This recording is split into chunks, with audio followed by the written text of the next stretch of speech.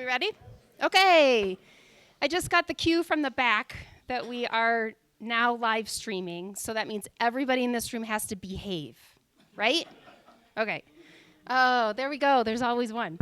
My name is Lisa O'Brien. I'm the director of Taos Housing Partnership, and oh my God, tonight is the last of our speaker series. This is session 7, and I realized that, wow, we must have put together the most incredible panel because the three of you drew this amazing crowd. I'm curious, who is here for the very first time for a Taos Housing Partnership speaker session? Oh my goodness.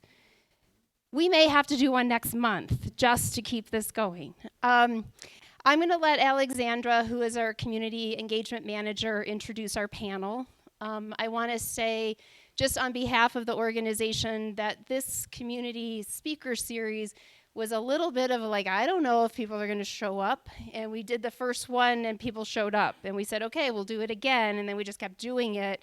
And I think every single time we've had at least 20% of the folks in the room are brand new. So the fact that we have probably half of this room here for the first time makes me really happy, because when we put the notice out in a couple months that we're gonna do year 2 of the speaker series, everybody in this room is gonna be back for the next session. So I'm excited about that. I'm gonna turn it over to Alexandra. This is also a live stream. What we're finding also is that folks are watching this afterwards, and they're also telling their friends about it. So we just continue to kind of keep going, all right, we're on a roll here, let's keep going. So thank you for coming tonight. We will turn it over to Alexandra. She's gonna introduce our panelists. They brought some really cool stuff here. So we will pass around some things. And we'll do a good Q&A. I have a feeling we're going to have a lot of questions at the end of this session. So thank you again. Refreshments in the back. Yeah, let's just go. We're good to go. We're good to go. Thank you. Thanks.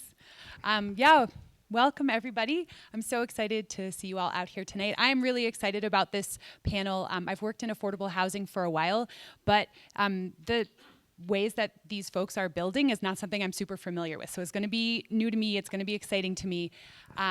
Just a couple logistical things. Snacks are in the back, bathrooms are down the hall. If people could sign in, it helps us just understand how many people are here, and that's helpful for future events. But we're also gonna have a raffle at the end, and if you don't sign in, you won't be in the raffle. So if that adds any incentive, then go ahead. If you've already signed in, don't worry about it. So yeah, as Lisa was saying, this is the 7th event in our affordable housing speaker series. There are a couple things that I think is really exciting about this one. One is that this is a super solution-oriented panel. If you've come to some of our other events, we've been talking a lot about big picture funding, the affordable housing policy landscape, these things that are super crucial to doing the work, but unfortunately, not the most optimistic.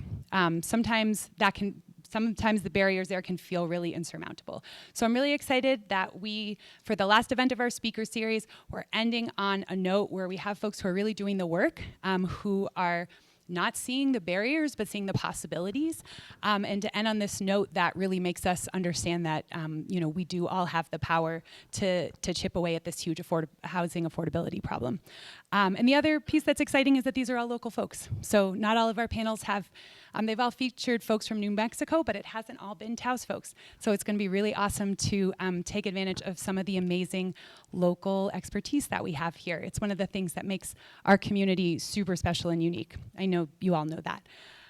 So I will stop talking because I am not the interesting one and introduce our panelists. We're gonna have each of them talk a little bit about their work. Then I'm gonna ask them all as a panel some questions, and then we'll open it up for audience question and answer. So if you guys have things you wanna ask them, hold on. We will definitely get to you towards the last third of the program today. So it's my pleasure to introduce our panelists. We first have Mark Goldman, who was a licensed construction supervisor in the city of Boston in 1989 when he came to Taos to visit his now wife Sienna and take a 1-year construction adventure.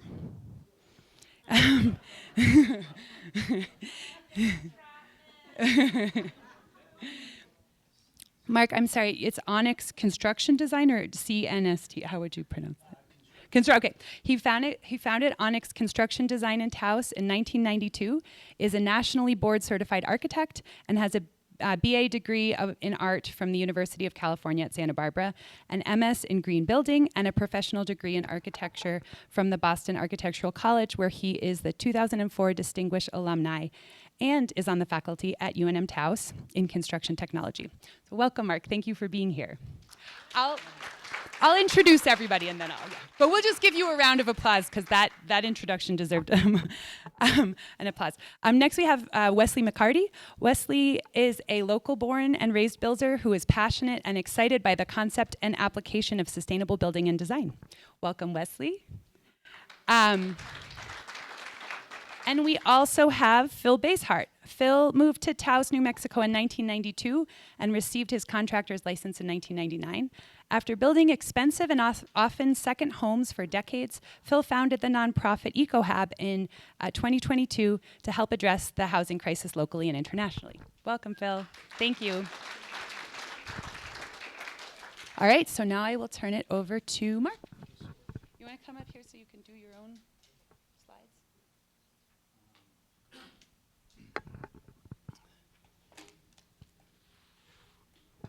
Okay. So well, first of all, thank you all for coming out tonight. And I think I know half the audience, so I feel I feel extra nervous.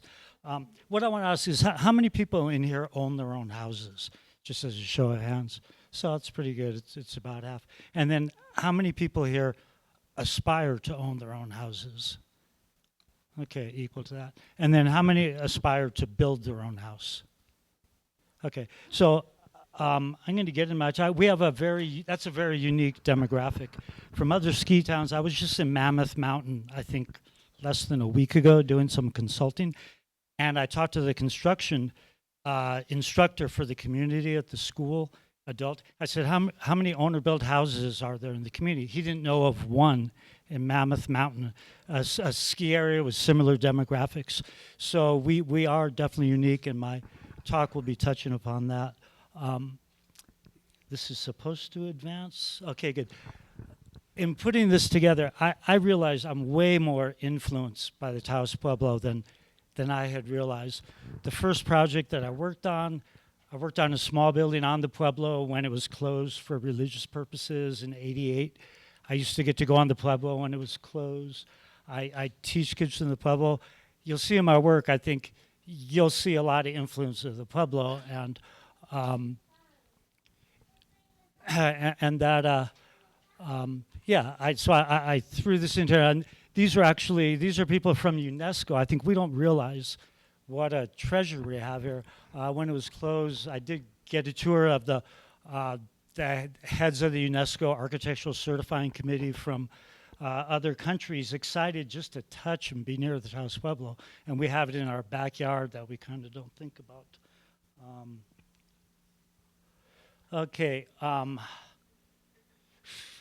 So this, I'm first going to show what I've done to lead up to where I'm at. This is a building with 1 million pounds of earth. To show me, I say it's an earth ship without the tires, maybe. And actually Scott worked, I think he helped out. It was really difficult with steel and real clean lines, but you can build now, get your exterior walls, your mass, put your plumbing and electric in your walls, get your interior surface, and get it done. And where other building materials are going up, the cost of earth, last time I checked, is the same as it's been since the planet came, since the planet origin happened. So this is one thing when I spent, I don't know how many, few decades doing custom houses here in Taos. This is the Dream Tree project. Actually, let me slide back. Did I miss a slide? Well, yeah, I didn't think I jumped right into that.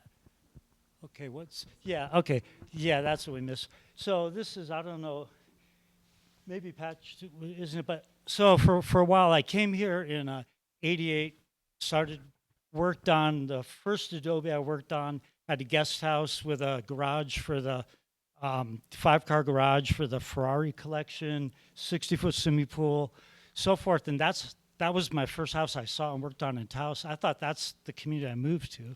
I was sorely wrong, but I used those techniques to build various unfired earthen projects, and then started working on ways. If anyone remembers the old Casa Fresin in Seco from way back, that was a duplicate of Casa Fresin in El Salto.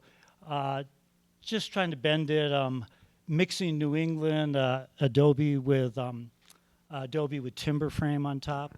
Really started to fall in love with doing an adobe, given that in a 6-year architecture program, I never heard the word adobe mentioned once, not once. Fall in love with that. The problem, as we all know up here, is that it's labor intensive to do that. These are compressor blocks on the top left, just various ways to work with it.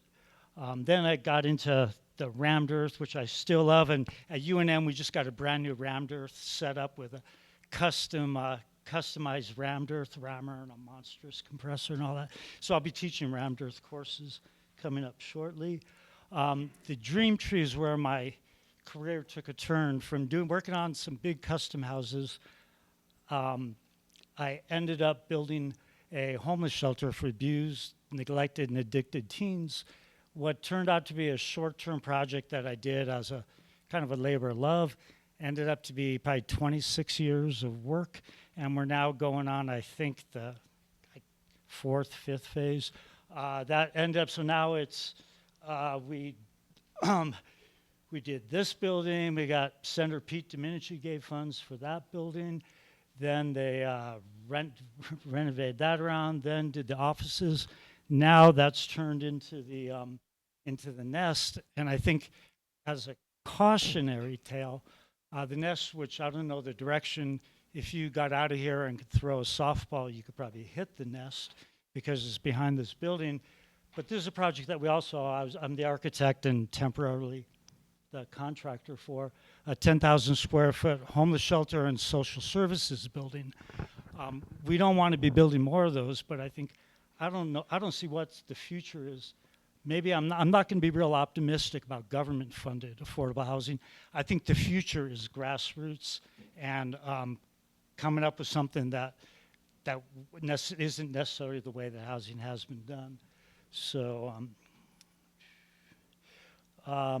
yeah, so here's the dream tree I did, but this is probably my favorite floor plan I've ever done. I worked with Ned Cherry, an architect who worked with Walter Gropius and Marcel Brewer, and he just kept on pushing me. And I said, I think we got it, and we worked and worked and worked. What this is that it's a building that faces north, and then it has 5 different trown walls and clear stories that catch the sun from the south. And so, and then we did have, we worked with Living Designs when they had an engineering team to do the solar analysis and so forth. And this has water catchment. They wanted to do photovoltaics on this, but besides the budget couldn't afford it. The metrics of doing it in town where you have electricity right there on a pole and bringing that in, we didn't go on that. But yeah, this is one that I love. And actually, the town, after we had gotten government funding to design it, the town said, sorry, you can't build this. You have multiple units. So I said, wait, I pulled the plans back, went home, put communicating doors, and this got permitted, as one unit with 5 kitchens, 6 bathrooms, a community space, and that's what we had to do. And then to get the HUD to sign off on it, it's like, why do you want to do Adobe? What's wrong with concrete block, vinyl tiles, and a drop ceiling?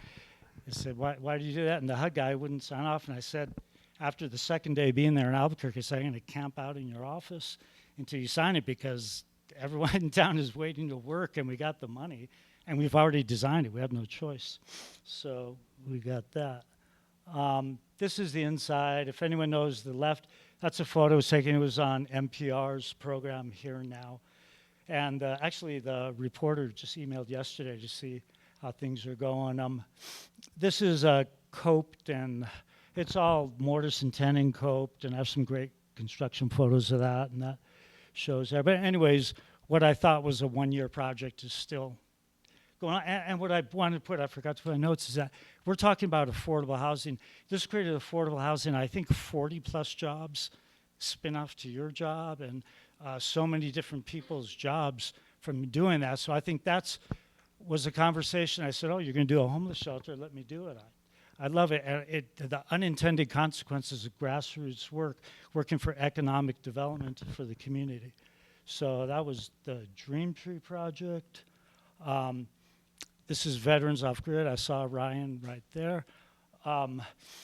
So going over through the Dream Tree, going over to UNM, I am on full-time faculty now at UNM for construction. We did their healing space, which was a pretty raw space to begin with. And we did a light straw clay. We did get the permits for it. We've successfully got numerous permits at Veterans Off Grid, and we'll be going forward. How are we on time? Oh, perfect. So, yeah, this is awesome. I grew up a pretty quiet guy, and actually in the time when I grew up, I was taught collaboration wasn't a macho thing to do. It was like, get your construction company and be a mason, a carpenter, and do it all yourself, and have a few guys, and not, and my family was not a social family. If anyone knows my family, I was pretty quiet. To see this, I love it that I've been able to take construction. What I'm trying to do, and I think what I've identified, what I can do for the community is now to teach construction and to collaborate and work on projects and be more like a conductor in a symphony orchestra than playing the individual musicians. Because a lot of people that built my projects, some are sitting in the audience and worked on that. So, but yeah, we got UNL, I got government funds to pay for the hard hats to give OSHA trainings. Remember, we had fun, we were experimenting, got Chevron paid for that trailer for UNM, to retrain people. So that's where my architecture education, where I thought I'd be in an office full time, I've made a construction practice that works for me in this town, and hopefully I'm feeling that I'm better off teaching people and being out in the field rather than sitting behind my computer at all times. But there's probably a few people in the audience that worked on this, but it's light straw clay, mud plaster outside. Plaster, it's all natural, it's healthy, mud floor. That's the type of stuff that I like to teach, but at UNM I got to teach it all within the umbrella of being permittable in some way.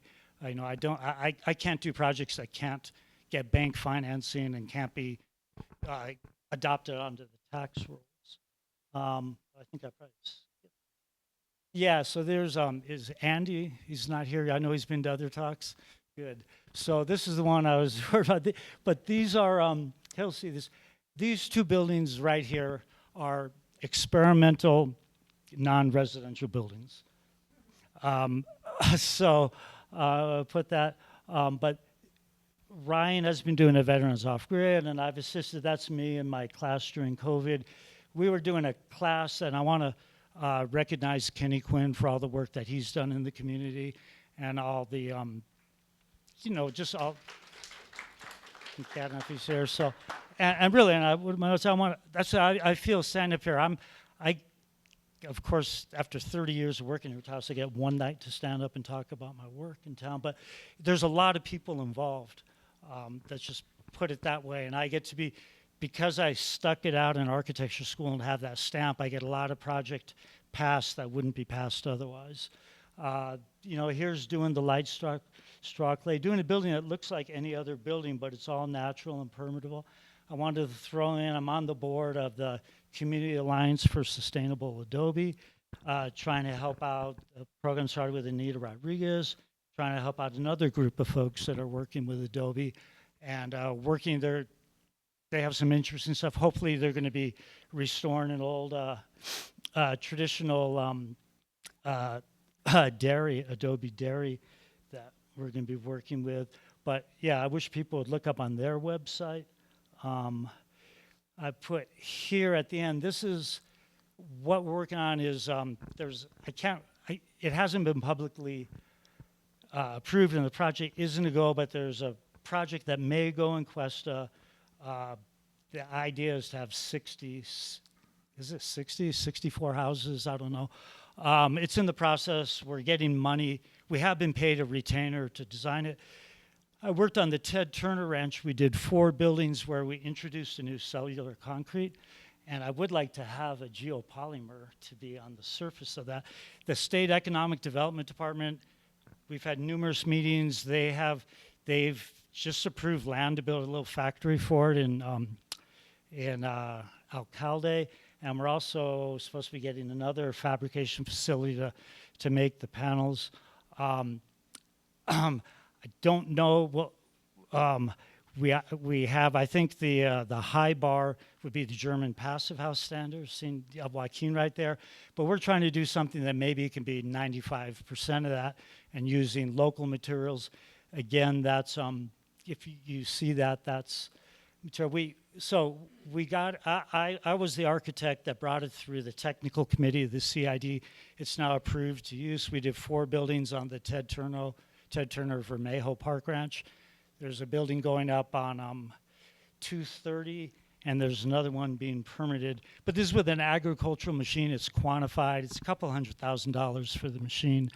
But another way to try and bring affordable housing, because I can't personally, I can't do a one-off house, pay people a dignified salary that they can make a livable salary off of, and buy materials and end up with a product that's an affordable house. I can't do it. I think with a systems approach and working with we're working with a company out of Switzerland and Paris and Egypt that's on this particular project, and they're pushing to look at every system. It'll be photovoltaic, water catchment, cellular concrete, blah blah blah. I had a meeting the other day, so that's what I've been up to for the past 30 years, more or less, with a lot. So, well, let me look at my notes. What I did want to say while I'm up here, Daniel Werath spoke, and I was totally impressed by his talk. He said the state can't adopt waiving gross receipts taxes on affordable houses. If you look at the fine print on a Type 9 NTTC, there's a new addition that for a nonprofit building affordable housing in New Mexico, there's a waiver. A nonprofit can buy construction materials tax-free, and I want to find out about that. But you have to be a 501c3 doing affordable housing in New Mexico. But there is that exception, which we didn't know about. And since I got all the jobs from the Dream Tree, Daniel Werath. Yeah, I think in summary, we always talk about we're a unique community. I never expected to have my career here. I thought I'd be doing buildings in downtown Boston. When I went to Mammoth last week, and we did get the project, and I'm working with a legendary green architect, Glenn Small. You should look him up. And he'll probably watch a video of this. He's 87, and he blows me away with his design work. It put this in perspective, and that here's another parallel community. There's no grassroots movement, and I think what we can do is in this community, we can build for ourselves, but we could probably show what's going to be needed to be shown, especially if we get our county commissioners to help us out. So, okay, thank you.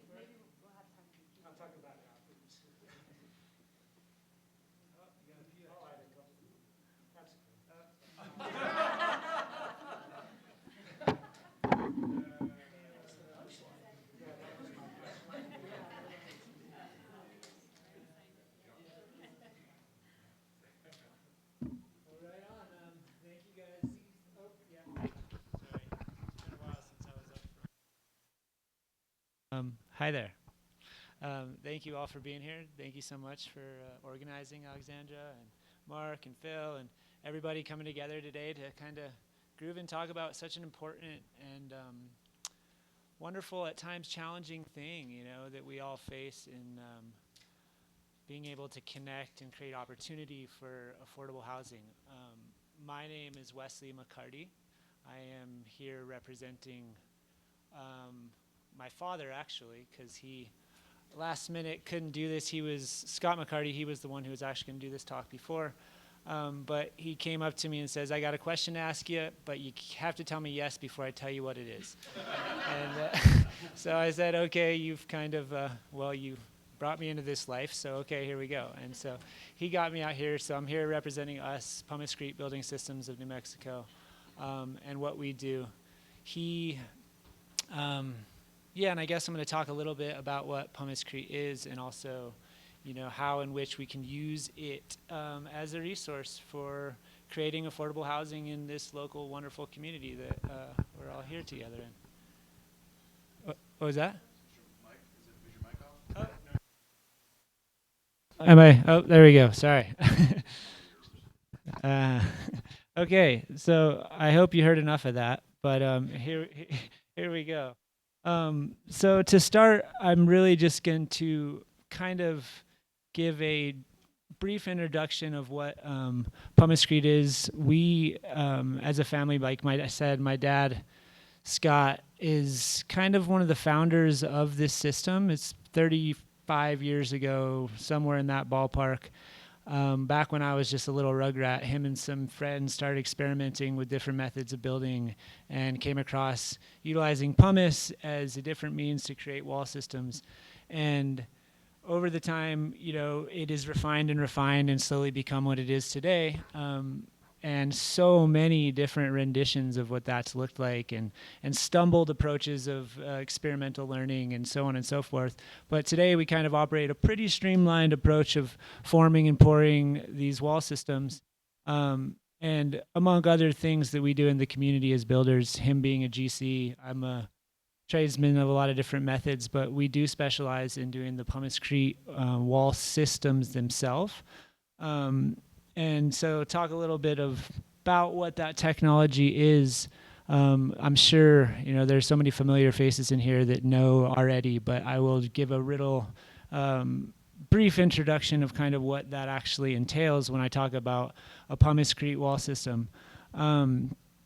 Pumice, innately, as it is, a lot of you must know this, but is a byproduct of any volcanic activity, and which is something that exists anywhere in the world that there is volcanic activity. Usually there's going to be a deposit of pumice.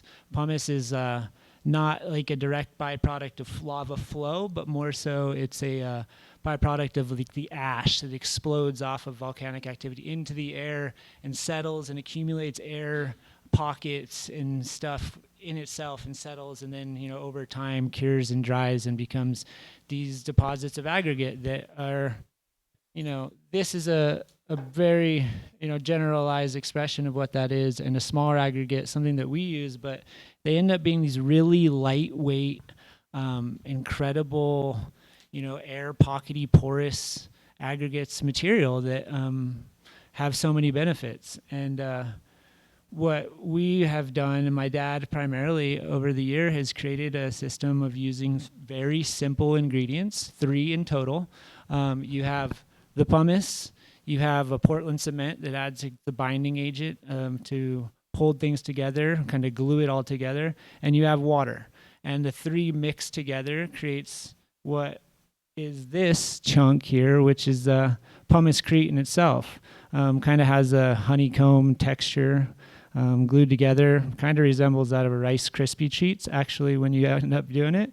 But what we do is we form up wall systems, basically implementing a mold with the exterior wall the interior will have a your rough opening for walls and or for windows and doors, and you'll have plumbing and you'll have electrical and you'll have everything put into the system. Then we'll kind of cap it in from the other side and create the other form, and basically creating this giant mold, a form basically that we then cast in our material from above.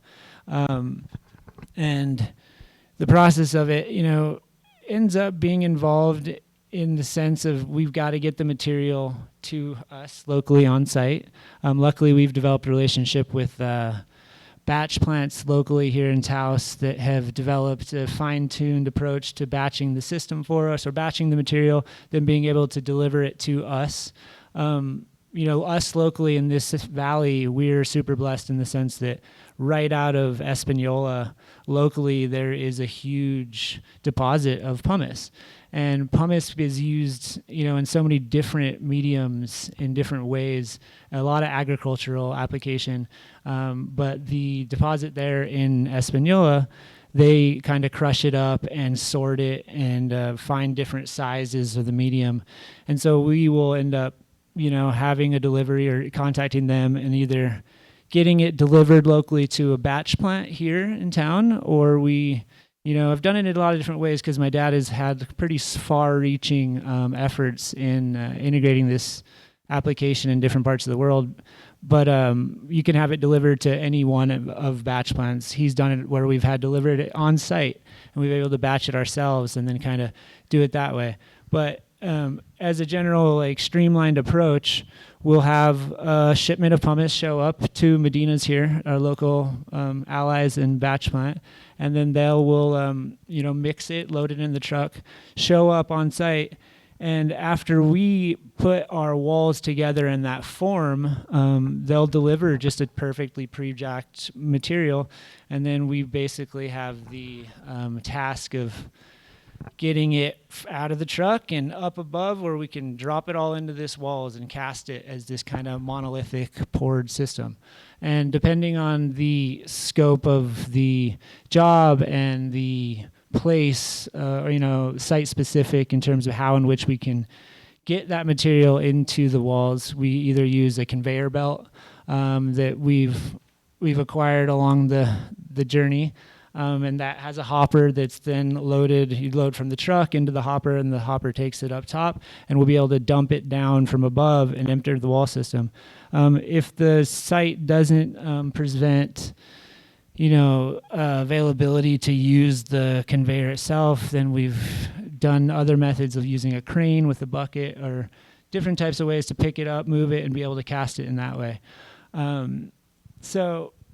In that, the availability of this resource is so close and connected to us, which, we have found over the years of exploration. I mean, there's so many different awesome ways to build, but we've developed this relationship to, the local supply that we have here, and the methodology of simplicity that we can integrate, and being able to cast it in that way that it creates this really beautiful connection to resiliency and utilizing our local resources and what we have available. When you cast the walls or load it in these forms per se, so it's all still in the mold, at that point we still have a foam lined, we use the same forms to form up to actually allow the traditional bond beam, which is going to be a concrete bond beam, to be poured on top of the pumice walls. And we form that up and put insulation inside the walls. So you pour the pumice, then you give it a day, put in some steel, whatever the engineer specs are for that, call for an inspection, and then once that happens, we'll actually pump in the bond beam as well. So we're casting everything in the wall system together all at once. Once that's all done, you can give it a day or so pretty much, and it's ready to cure and be able to unwrap, which is kind of a really exciting chapter of the whole thing, because you kind of peeling off Christmas Day or unwrapping the present. Gets totally chaotic and dangerous to be around on site because there's nails and boards and everything. But then we end up cleaning it all up, and it's this beautiful monolithic poured system, and I maybe don't have the best representation of what that looks like, but some of these, there's a continuous poured system with not a single cold break in it at all, and it's monolithic and slowly curing and hardening over the life cycle of the cement, really, which 30 years or so before it actually is finally cured. So it's getting stronger and stronger, and you're left with this volcanic, beautiful rock wall system that is not only structural in the sense that it's walls, but it's also insulative.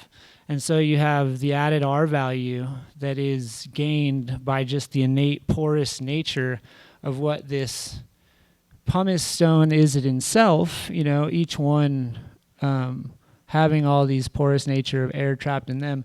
Then when combined, you get this honeycomb effect of trapped air, Rice Krispie treat thing, which will still have a lot of air travel and passage until you put the final skin on it, which kind of locks it all in place and creates those insulative barriers that hold the air in and allow it to do its job in that sense. And for us, we found, it's just so turnkey in the sense that, comparatively speaking to a lot of other materials, that maybe you have your structural qualities of the wall, and then you have to either put insulation or you got to wire wrap it afterwards to plaster prep it. The beauty of Pumice-Crete, which is like a plaster's dream really, is that it ends up allowing us to just go directly. The porous nature sucks plaster up. You don't have to do any type of wrapped material of wire or metal lath or anything like that. The insulation qualities are already there, and plaster can just, you got to install your windows obviously, and there's a few little details that happen around the windows to kind of lock them in place and do a little insulative nature to fill voids. But after that, you're kind of left with just this beautiful, strong, stout, insulative, structural material that is, due to its innate qualities, fireproof in the sense that it's a volcanic rock. It's not burning in that way. It's like shockproof. Bulletproof. And we've shot. Yes, please. Oh, please do. You can all have one.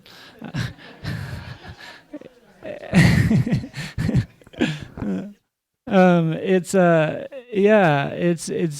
locally there, and it functions in that way. And it's just like, I consider scopes of affordability and measures about initial investment into things and so on and so forth. But when we think about it in the long-term goal of the prep associated with a lot of building methods after the fact, Pumice-Crete is just so beautiful turnkey in that sense that once we take those forms off, you're good to go. Put a roof on it. Let's get some windows in it. Let's plaster it, and let's go from there.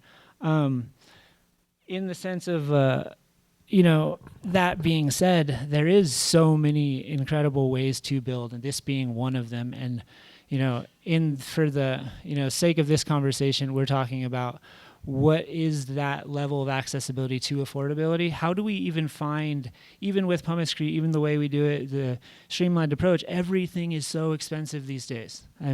It's really hard to create a concept that is affordable in the means that you can afford it. Milk costs $10 nowadays. It's trying times. So to being able to find methods that we can actually create that access point to people, to create affordable options.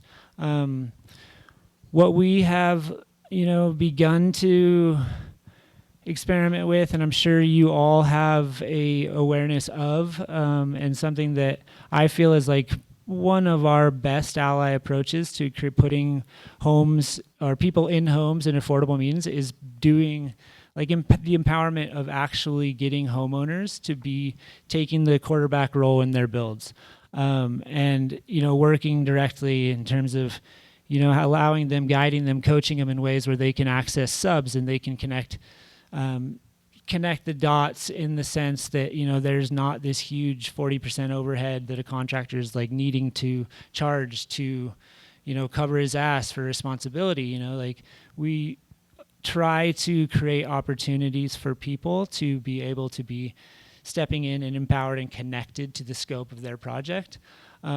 We've found that other means in terms of ways in which we can decrease the cost of such things is straightforward design, dimensional building. I mean, it's not as pleasing to look at as a dome, but it's a lot less waste when you build like rectangularly, dimensionally, account for overhead materials and losses and things associated with that.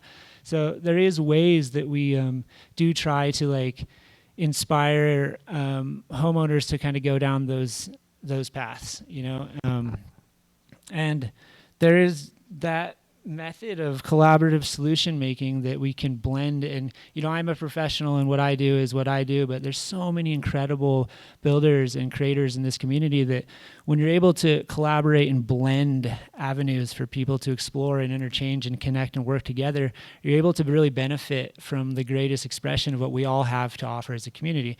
And so being able to like focus on ways in which we can work together has really shown us that there is the potential to bring the cost down and also keep things rolling and get people in homes and roofs over their heads. Another really important piece to that we all probably have a connection to is ways in which to minimize costs and things is in the design elements. These are a few very general photos of what the potential of design can actually do. But we live in this place, in this miraculous community in this valley where we have such an abundance of resource available to us. One of those being the sun in itself, which is, it's hot and it does what it's doing out there. And, I'm pink from being flushed by it today because you're working out in it. But when we can actually utilize and connect and, orient our buildings to a certain way where we can be passive solar, where we can catch and store all that beautiful heat in our thermal batteries of our slabs, and we can do these different things, then we can really benefit from, the resources that we have available here to us in general. Another thing I like to think about when we consider this concept of how do we get to an affordable approach is we have to think about what we're creating, what's the long-term life cycle of what we're creating, what's the immediate initial cost of creating that. We can try to do things as affordably as we can from the get-go, and that's awesome. That's going to get people into homes as soon as they can. But we also can build and maybe do a little extra step, build to a way that was going to create a long-term like value cycle that is also going to minimize the amount of maintenance or minimize the amount of brought in extra resources in terms of heating and cooling and so on and such. I think that we're in general extremely lucky and blessed to be living in a place and where there's such a level of creativity and just joy in the creation of what we're all doing, trying to work in an alternative way. And I can look in this room and I see all these wonderful builders that are thinking these thoughts and thinking these things about how in which we can connect and do things together in a different way. And it's so rad and such a gift, and it's so inspiring to me, and Pumice being one method to get us into something that is sustainable, but there's so many ways in which we can do that. And I personally am just entirely grateful to be surrounded by such, wonderful beings that are here creating and doing the way that we all are doing, and these elders that are carrying the torch and kind of doing that for us and have been carrying the torch, and to be like a younger representation of this younger generation of builders is a total honor for me, and I'm extremely grateful to be here and do that. So thank you all for having it and being here today.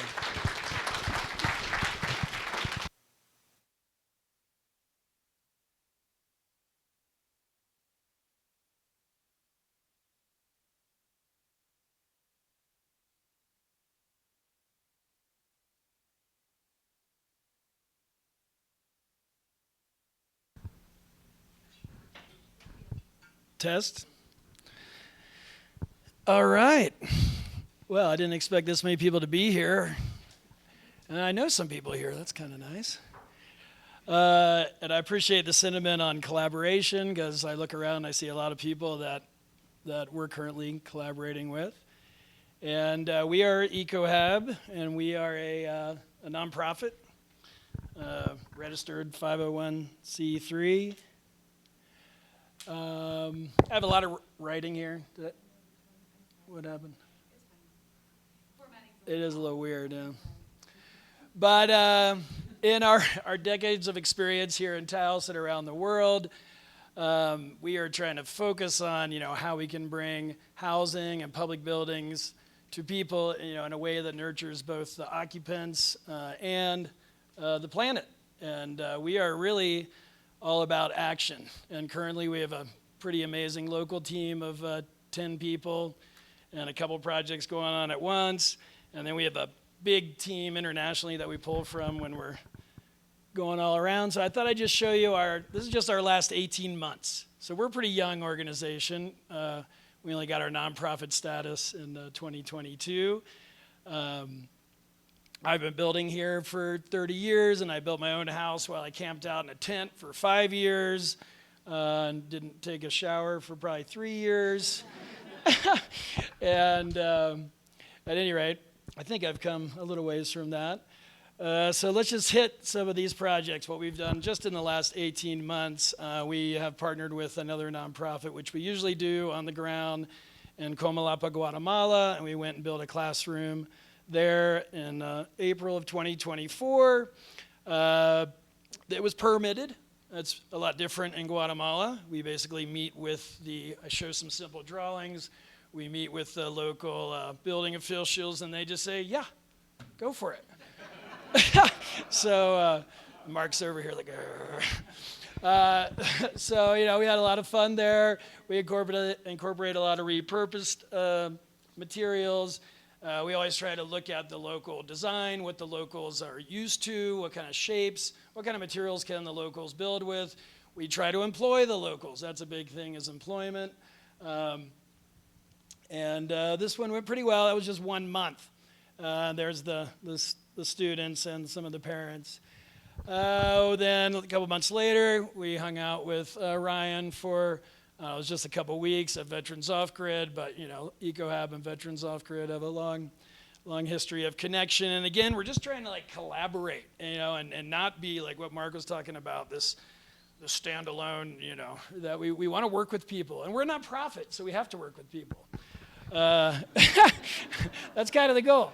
I didn't realize how much we had to work with people, especially with the meetings. And anybody in the nonprofit world knows, and Taos Housing Partnership has helped us, and so has Project Moxie has helped us. And it's a lot of meetings where I'd rather be plastering with Ryan.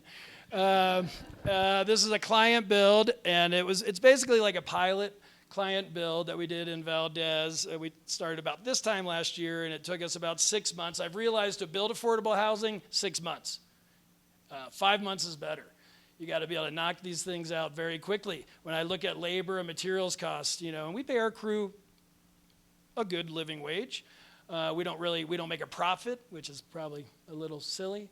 But maybe we will one day, but probably not.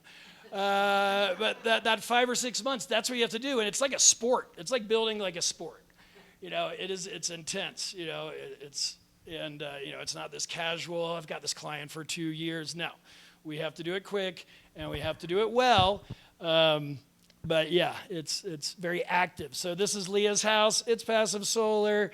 It uses more conventional materials. I've realized in-house we designed this. We can do all the drawings. If I'm not using the alternative materials that I kind of grew up using, I can definitely reduce costs. Although one day I hope Architects Without Borders and my friends architects here will be wanting to stamp stuff for us for free so we can branch out a little bit. But this is the mass is a concrete slab. We have concrete block, which is $2.90 for a concrete block, compared to Adobe, unfortunately, is like $5 a brick if you buy it. And then you have to prove to the county that it can pass compression tests, and on and on. So Leah's is fairly conventional. It's passively heated and also cooled. I'll show you more about that. We did this in Hawaii. Now, this, of course, did not have a permit, so we got to kind of go sky's the limit. And I was running a workshop there, and so I just thought, if we use every single alternative material we can think of, like every hippie in the world will probably show up to the big island of Hawaii and help us build it. That wasn't really exactly right, but it is, and Ken Quinn came with us on this one. So it was a pounded tire foundation with gravel. It rains here 120 inches a year. Is that Cuyahoga Falls? It is north of Hilo, and there's so many falls, I'm not sure. But it's on that coast. I forget the name of that. Yeah, exactly. And they have a farm. They have 50, 60, 80 acres, and they grow lychee fruit. It's a sweet spot. But they called this a farm building, so we got away with no permit. And it's kind of, I'm a licensed contractor, so maybe I shouldn't, but this is in Hawaii. And it's a farm building, although it is a healing center that they're going to use and not just for animals, for humans as well. So pounded tire foundation, then we did hyper-adobe, which Kenny ran for us. And that was super cool. And then we insulated the hyper-adobe, that's our mass. We insulated the mass with aircrete, because aircrete, like that brick Mark had, those people, Dome Gaia is just their neighbors. So they had the machine and everything. And so we made aircrete bricks and insulated the hyper-adobe walls. And then we made square domes, which is something that I engineered.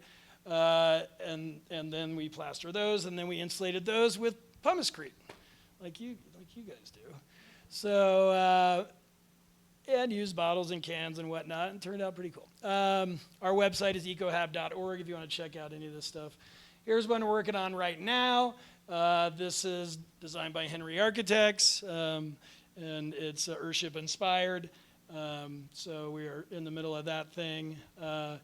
You know what that's made out of, probably. If you're from Taos, you know. This is one that we designed in-house. It's small, only 900 square feet. This is south of the golf course. This is an adobe brick building. We found someone that had 3,000 bricks, was willing to sell us for $3.50 each, which is pretty cool. We have to go and get them and bring them to the site. So it's passive solar. It'll be insulated with conventional insulation, and pretty simple.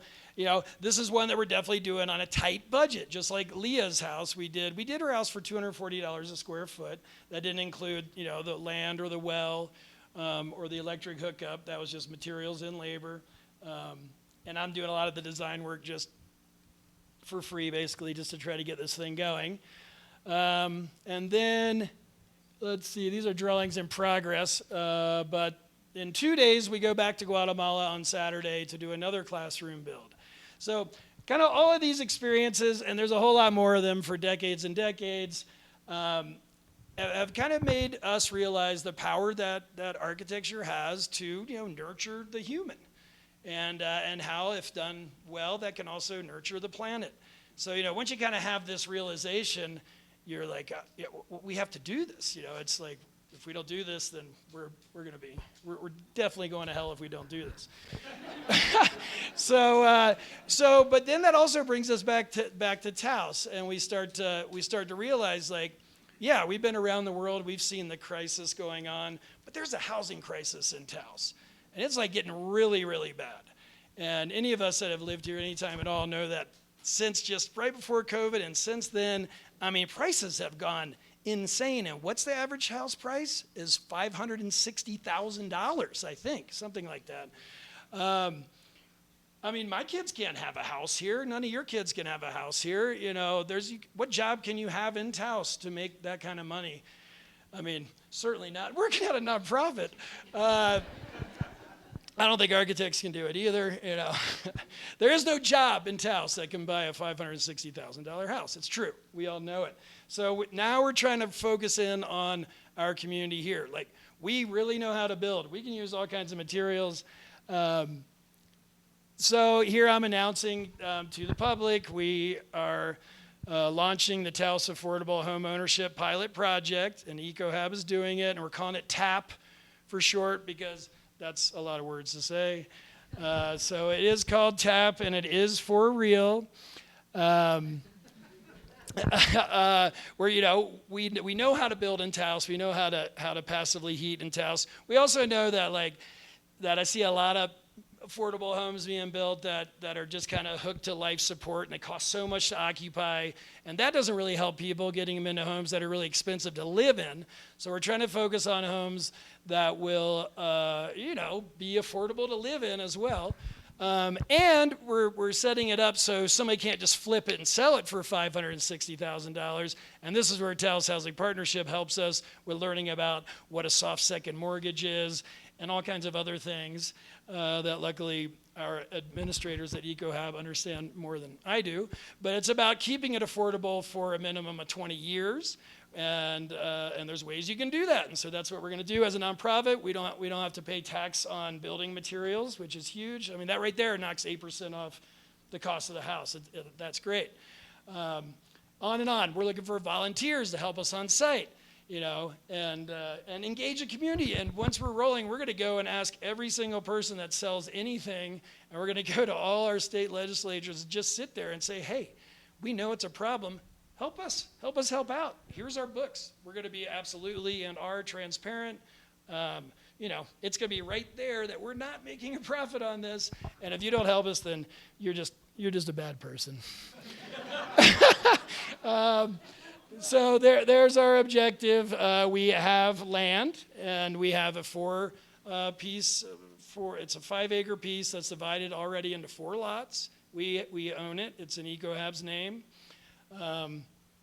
We've gone to Sentinel Bank, and they're partnering with us, and they're giving us a very good deal on the construction loans, and it's going to be a revolving line of credit, so they're actually going to fund the whole entire project for 4 builds.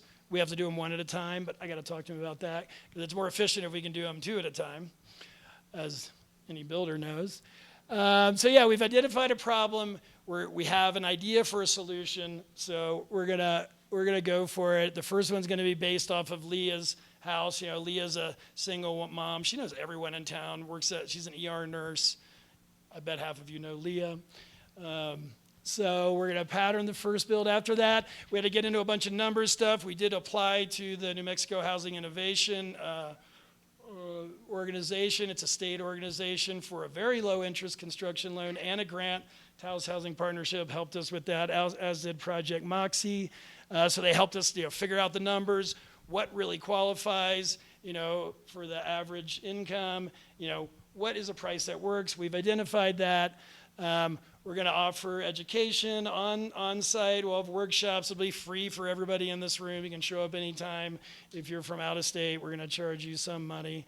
But it'll all just go back into the project. So here's where we're located, is out near the airport. I don't know if you can really see that, but it's I guess that's Las Colonias. It's off of kind of where Rabbit Run Road is. It's in Avenida de Veronica.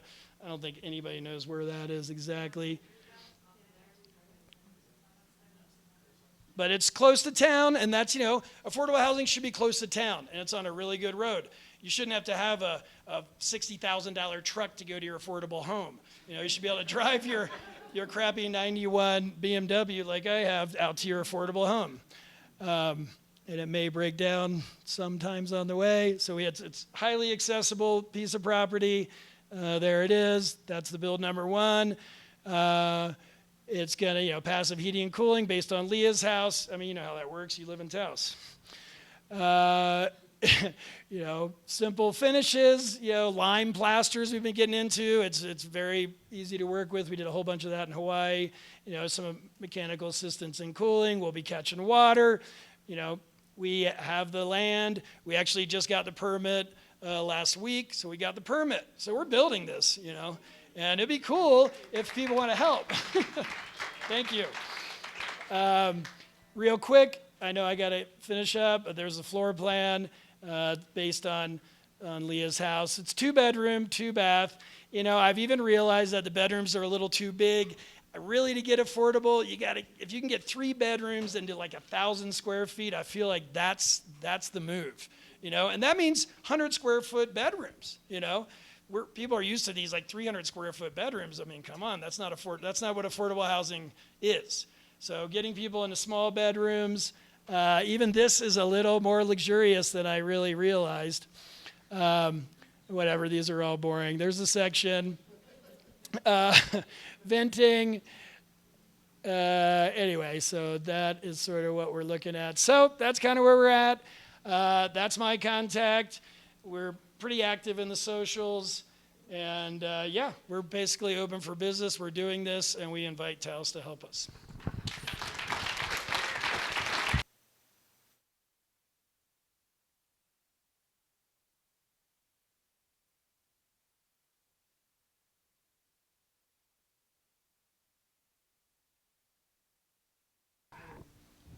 Yeah, where's the...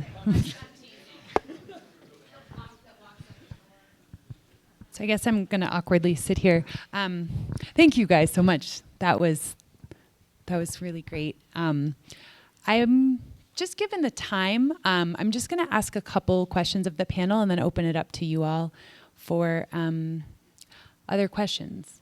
I can see that it's hard to see us when we're all sitting, but I'm not sure what else we can do. Okay. I'm just going to start with a really nerdy question. So you all are doing amazing work, and it's not easy, as you've all talked about in various ways. One of the things we can do to make homes that you're all building easier is change the regulatory framework. So I was wondering if you all could think of any regulatory barriers in particular that we could change on the county and the town or Village of Cuesta, wherever, that would make building the homes that you're building easier. I'll take a stab at that. I think for smaller houses, it's really to me it's a septic issue that's with the environment department. I think that's something that really needs to be addressed. The state has said they're looking for ideas. I mean, you can't have a septic system that costs 40% of your home costs when you're doing small houses. So that's where I start.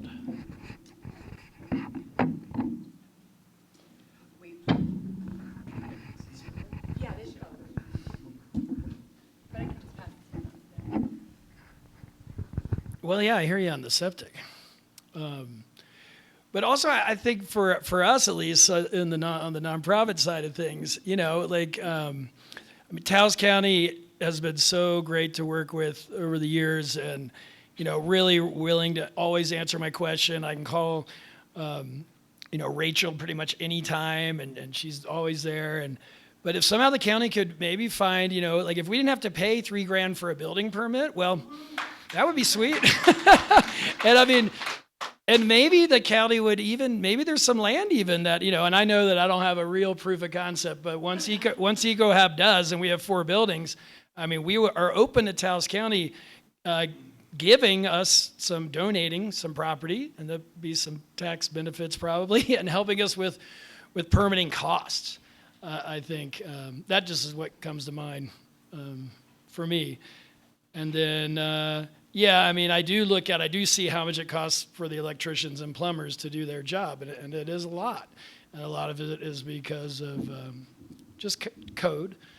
But anyway, that's my thoughts on it. All right.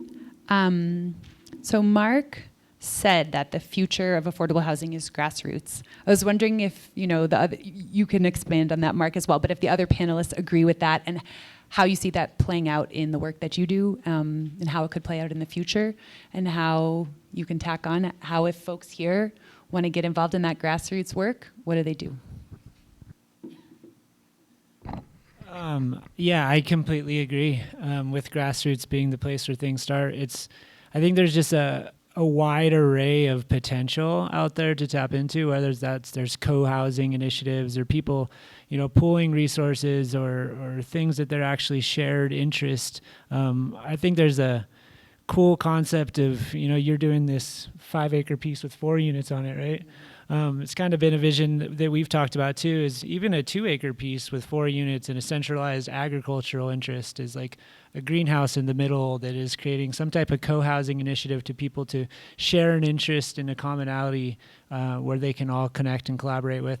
But I think that how in which you structure and frame that is going to be kind of the thing to discover. If you're getting homeowner builders to create, buy into, build their own resources, invest themselves into this collaboration. Maybe that's one way. Maybe there's some type of funding that can come in to, supplement some of that. I don't really know. I believe that there's that collaborative quality that is nurturing for us all as humans, and I think can be really helpful in whatever direction we end up going in the multitude of what those are.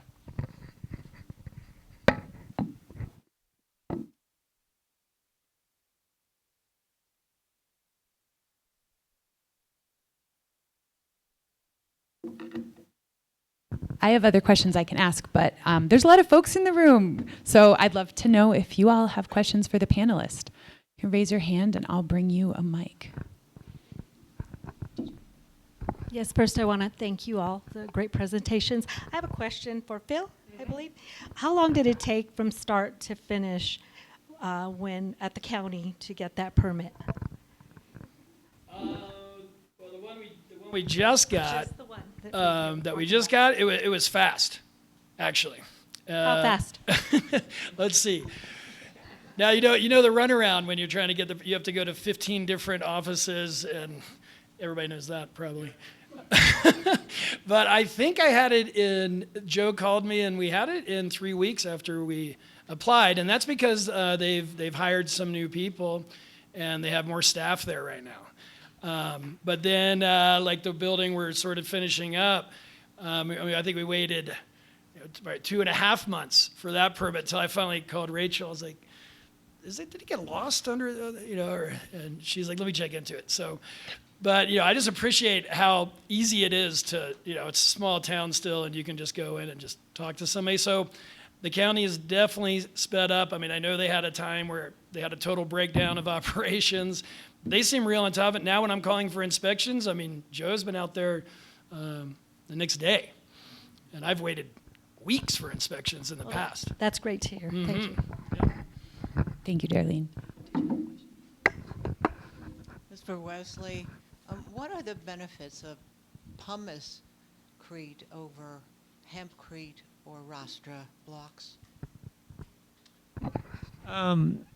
I personally am not totally familiar with hempcrete. I understand what it is. I know that it contains certain similarities in terms of the fibrous nature and what that creates as a thermal as a R-value and insulative qualities. I think pumice-crete, particularly based on just the innate structure of what pumice is and the honeycomb nature of it adhering to itself, it would be that insulative quality as well. I mean, it functions so well in that sense. Roster block is usually an infill of a mass. It's like with a concrete infill. So you're creating more of a mass structure. Pumice-crete is primarily an insulative value. It's you got about 13%, which is Portland cement, in the mix.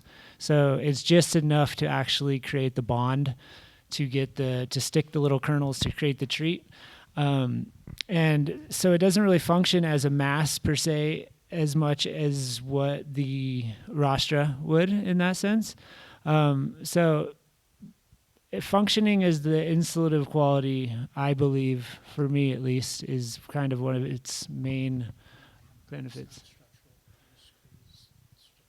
All right, and Mark just added that the hempcrete itself is not actually structural. As pumice-crete in itself, when it's poured, is actually structural. We do put a bond beam on top of it to adhere to code and stuff, but its load-bearing structure is pretty strong in itself. Do you want to add something, Mark? I think I got it. But before the pumice-crete, and I've been using that. I didn't realize it's 35 years old. I think I've been using it for 32 years. It's kind of a one-stop shop. It's quick. It appears like Adobe. You pop the forms and you plaster it, like you said. You have there. I think working with hempcrete is totally taken off. Is a great system we're looking to do. But it's the process. It's not going to be a quick, speedy process, and it's not structural.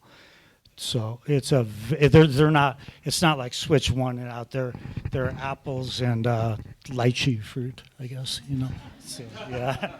They're both Yeah. good. Yeah.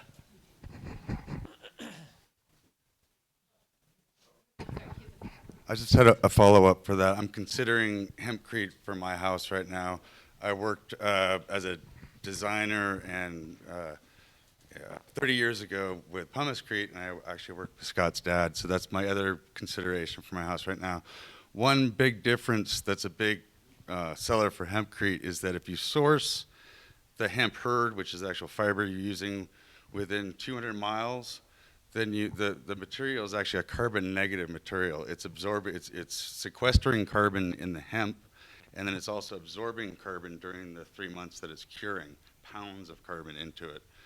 Whereas pumicecrete, the concrete itself that you add in, has quite a bit of a carbon content, so it's carbon positive. So that's a big difference for me. I would still consider both, depending on where you can source it, because that's going to make a difference on the carbon. If you're sourcing your hempcrete 500 miles away, then you're paying carbon in your delivery, basically. Mm-hmm. So, I'm just going to have that.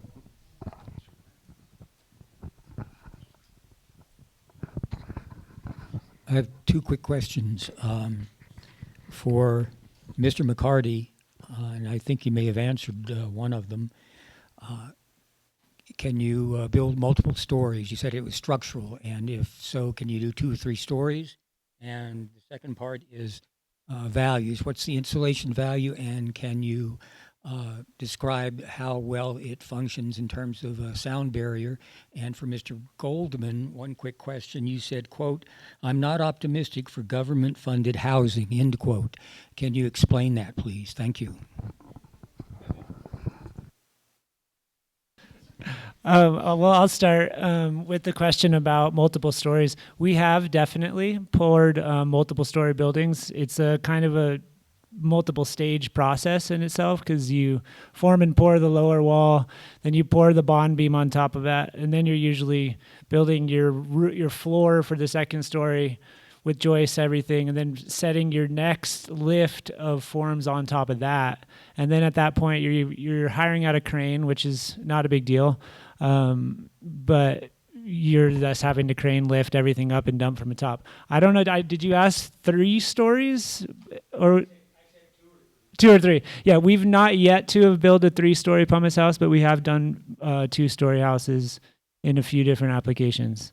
I think your next question was about the actual R value and how it functions.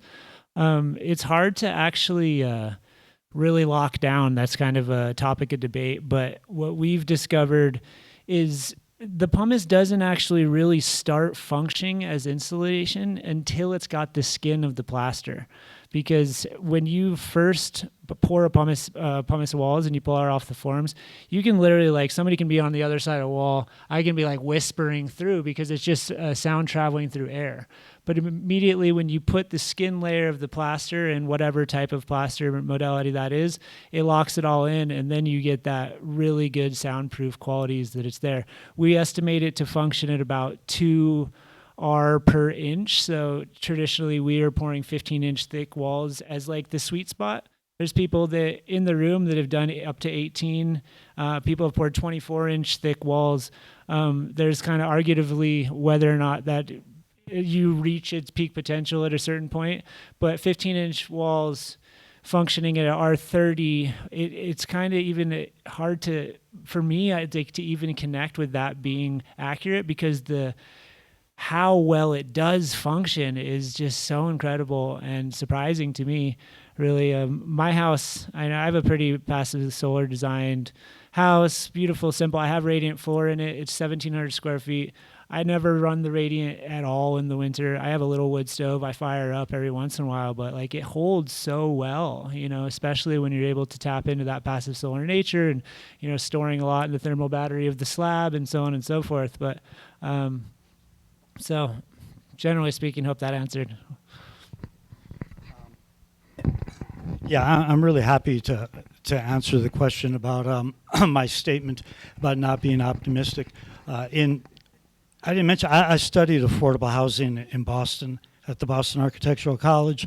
In my thesis, I researched and wrote about, and I wish Jen was here to back me up, but I think when Ronald Reagan was president, there was a move to switch government funding affordable housing to private developers and to give Section 8 vouchers, right?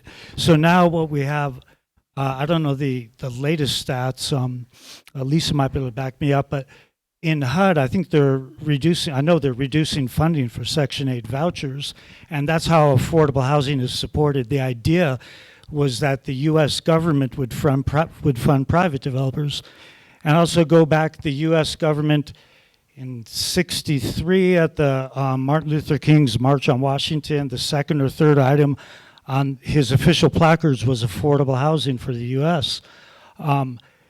Richard Nixon, instead of continuing the program to build affordable housing, said, I got a great idea. We're just going to turn mobile homes that were used for camping and other purposes into affordable housing and add HUD fund mobile home parks. And that's how we get houses that are with a national code built for South Carolina and Florida being trucked up when they're out of date, put up at 8,000 square feet to institutionalize poverty. So this is not a political sectarian issue. Wherever you are on the political spectrum, you need housing. It should be a human right. In Western Europe, Vienna, one of the most expensive countries to live in, has incredible affordable housing. I recently heard. I think that there's, a conversation. I think being on the board of the Taos Housing Partnership, there's a concern certainly for federal support of housing the way it has been done for decades. It's just I think stand by the comment that and I think I totally applaud Phil. I didn't know what you were doing, and I think that's showing one way to address that. But I just don't think there's going to be the money, or there's going to be affordable housing in the way we come to expect it in the U.S. You agree with that, Lisa? Okay.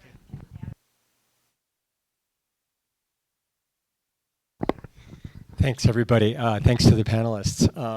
Full disclosure, my ex and I built the Palmas Creek house in Talpa. And so, by the way, if you want to see a picture after this, 1,850 square feet, 20-inch thick walls, 3-bedroom. The heating bill for this house with passive solar is 3/4 of a cord of wood per year. That's our entire heating bill, especially with movable shades.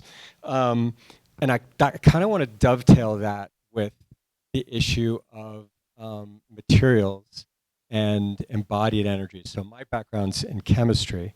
And so I think like a chemist on a regular basis. I visualize the embodied energy in the materials that are every material in this room, including our bodies, the walls, the clothes, the furniture, the wires, you name it. I have a dream, and that is to lock all of you experts in a room for a couple of weeks with a lot of food and a bathroom and some sunlight and maybe the ability to exercise. What do y'all think about coming up with a design? See, when I've done my research on finding a wall system that is both has thermal mass on the inside and insulation on the outside, but has a low embodied energy material. And so as soon as you get into concrete, you got to raise limestone to 25 or 2,400 degrees Fahrenheit to cook limestone, to make concrete, to make Portland cement. It's just incredibly energy intensive. And I have scoured, and read about all different kinds of wall systems, and it's just confounding to me. And being the amateur, I'm wondering, do y'all have any thoughts about what it would take? And then the affordability gets even worse, right? That's the other variable. You can talk about all these materials, but then every time you come up with a fairly exotic system that's low embodied energy, that's locally sourced, but oh my God, then the price goes through the roof. Any thoughts on what it would take to create a partnership with all you architects and builders, and just would you be willing to be stuck in a room and kind of hash out what's that? Sure, let's do 2 weeks. I was going to say a month, but 2 weeks will do.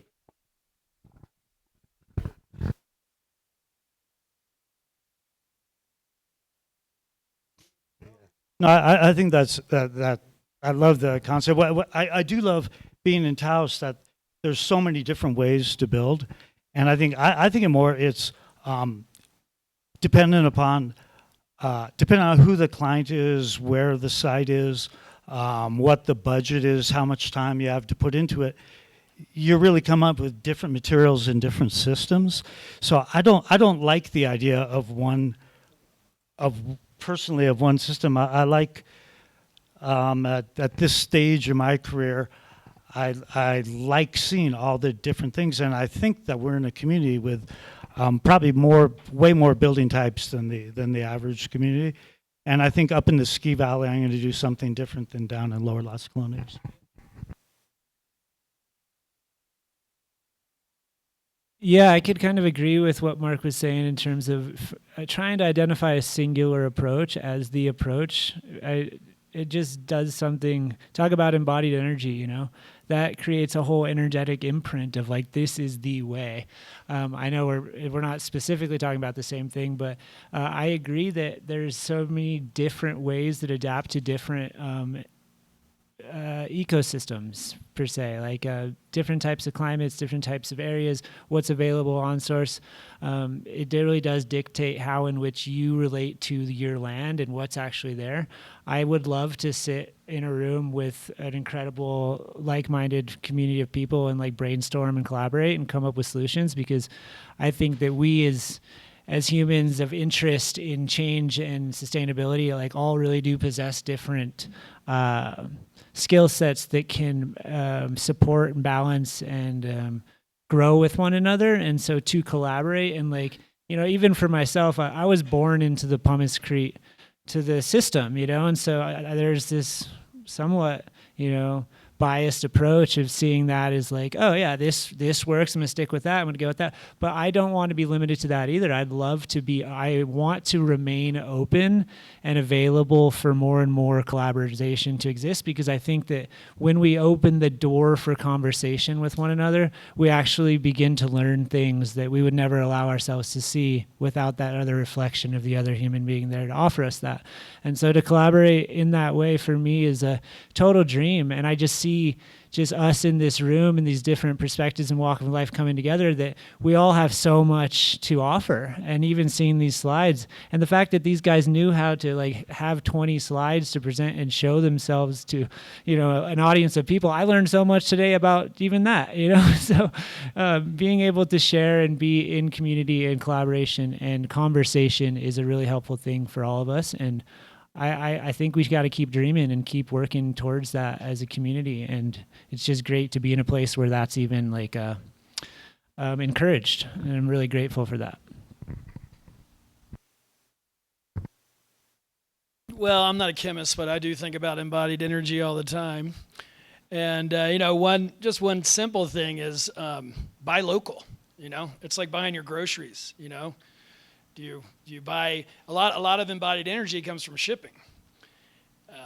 It's a big part of what increases the embodied energy of this water bottle is maybe it got shipped from China or whatever. So we think about that a lot.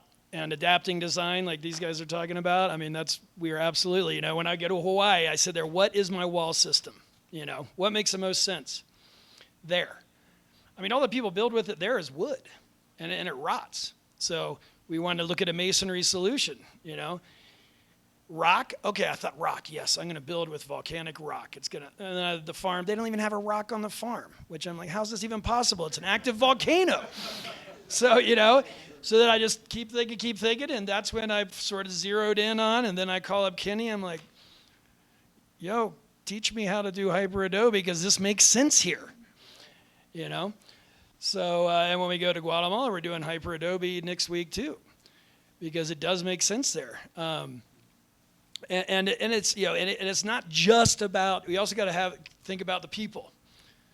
You know, I've had people tell me, well, you know, this round building you're building, that's interesting, but culturally, we don't want to live in a round house. I'm like, oh, well, So there's so many considerations in adapting design. I mean, EcoHab, that's what we do. We try to adapt to every specific place. And there is no cure-all. There is no, this was that, this is the way, that is the way. Every single situation, and like Mark's saying, this Taos Ski Valley compared to the Taos Mesa, these are two different environments.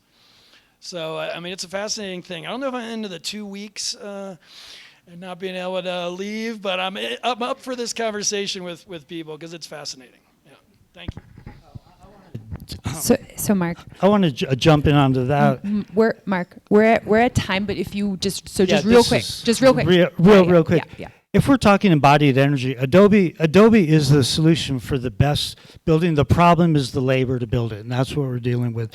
I mean, hands down, us three white guys are sitting here. We have the iconic Adobe building in the hemisphere, and it deserves all the accolades. And that really is, that's the model. It's the labor to do it that we're all grappling with. So just to clarify, advocate for concrete's sake. There's all kinds of research at universities around the world for low embodied energy concrete. But let me get in that plug for Adobe. That's my favorite material.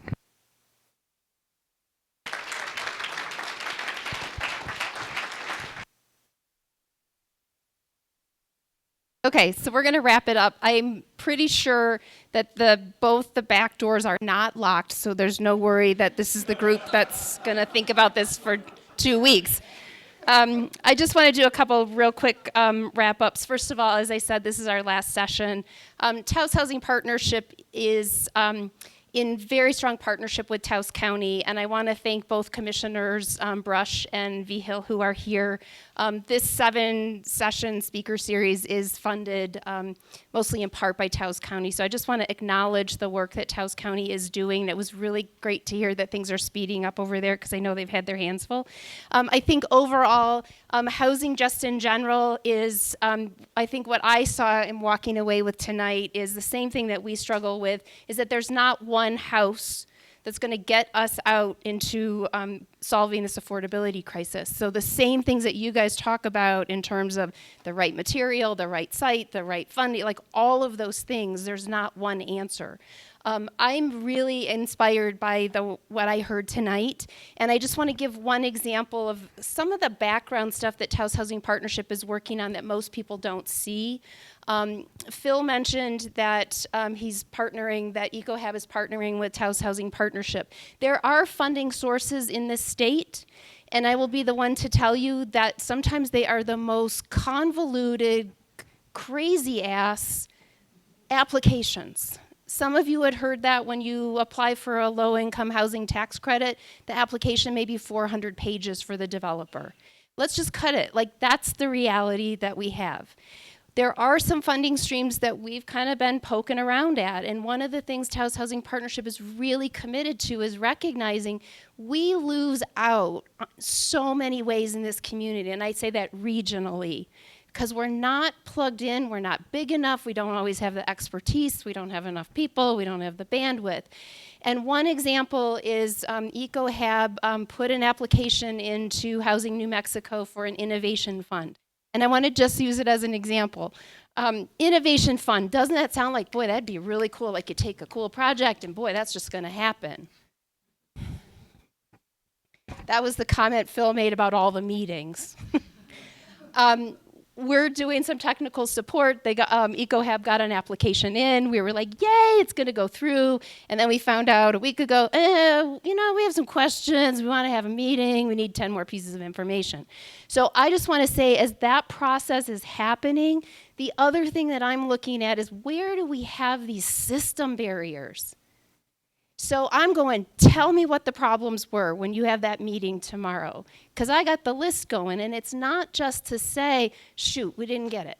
I think we're going to get it. But it's also about pushing our systems and pushing our leaders to say, this doesn't work well.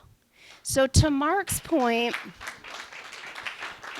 I mean, I'm a system thinker, and I just go, darn it, we're going to get stuck on that? No, we're going to keep having this conversation. So to Mark's point about funding, Yeah, there's funding out there, and I will tell you, it is the most crazy system sometimes to try and figure out, one, how to get an application ready and in, and two, whether or not you even get it.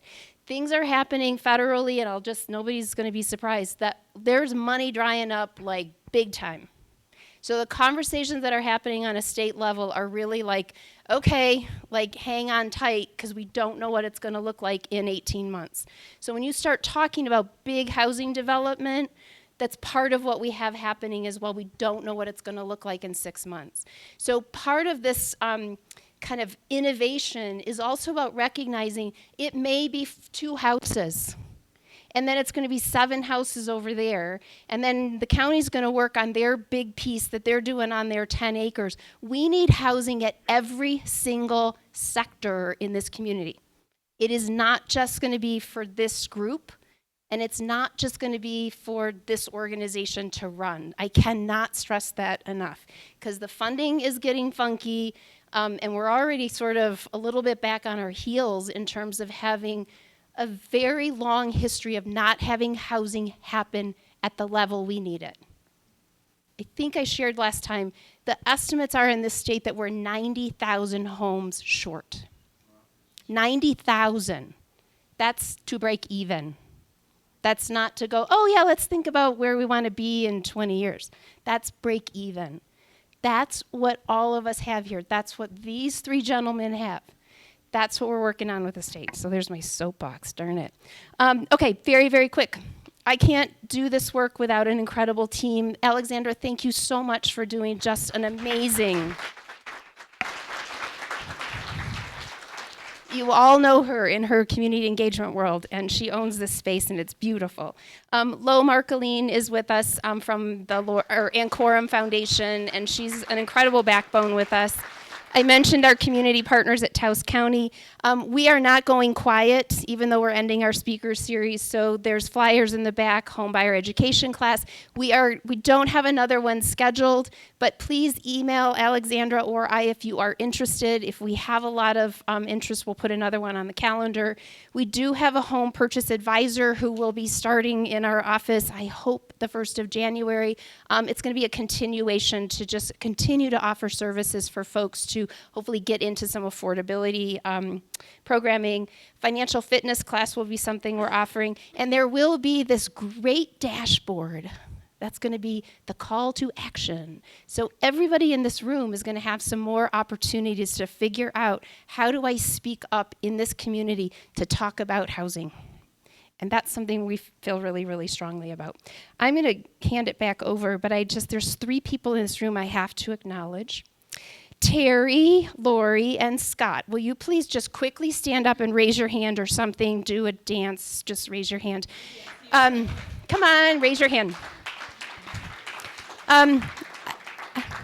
We're one of those newer nonprofits. I don't have the swag bag kind of stuff. I don't have t-shirts and hats and all the cool stuff. These 3 individuals have attended every single speaker series. So you 3 get our gold stars, and thank you, because not only do you show up here, you get other people here, and you've been in the book club, and I know you've been at the housing advocacy discussion group. So thank you for spreading our word, and thanks for being part of our team. Okay, so I know we're over time, but really quick, I told you guys we were going to do a raffle, so we have to do the raffle. So I've got a little